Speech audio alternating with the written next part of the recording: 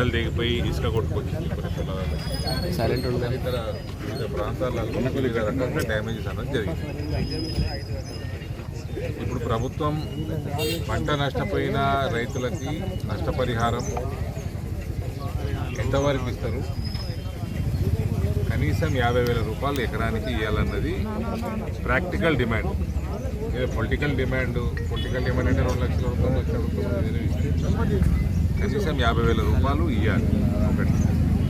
రెండోది, ఎప్పుడు ఎక్కువ నష్టపోయేది ఇసుక కొట్టుకొస్తుంది పొలాల్లో. ఇసుక కొట్టుకొచ్చినప్పుడు వీళ్ళు ప్రభుత్వాలు, ఇంతకుముందున్న ప్రభుత్వం అయితే కేసీఆర్ ప్రభుత్వం దానంత పరిమాణ ప్రభుత్వం ఇంకోటి లేకుండా, ఇక్కడ ప్రశాంత్ రెడ్డి ఎమ్మెల్యేగా ఉన్న ఈ నియోజకవర్గంలో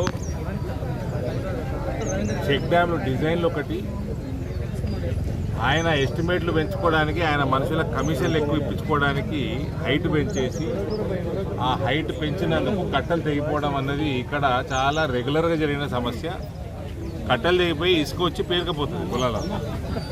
ఆ ఇసుక పేరుకపోతే నయా పైస ఇచ్చేది ఉండదు, నెక్స్ట్ పంట వేసే లోపల వాళ్ళు తీసేది ఉండదు.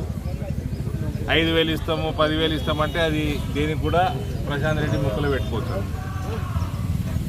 కాబట్టి గత 10 సంవత్సరాలుగా కేసీఆర్ ప్రభుత్వం దేనికి పనికొచ్చి రైతుకి దేనికి కూడా పనికిరాలేవా. ఈ ప్రభుత్వం అన్నా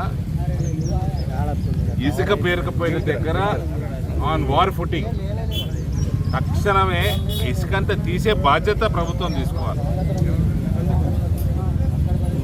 దానికి మీరు అంచనాలు వేస్తాము, పైసలు ఇస్తాము, ఎంత ఇస్తాము, ఇవన్నీ మీతో అయితలేవు. అవి వచ్చే పంట కూడా లేట్ అవుతుందని రైతులే పెట్టుబడి పెట్టుకొని తీసేసుకుంటారు పాపం. కాబట్టి ఇసుక పేరుకపోయిన దగ్గర ప్రభుత్వమే తక్షణమే ఆన్ హై ప్రయారిటీ ఇసుక తీసే బాధ్యత ప్రభుత్వం తీసుకోవాలి. ఇక నష్టపోయిన పొలాలు ఏదైతున్నాయో దానికి 50,000 రూపాయలు ఎకరానికి అన్నది తక్షణమే విడుదల చేయాల్సిందిగా మేము ప్రభుత్వాన్ని రిక్వెస్ట్ చేస్తా ఉన్నాం.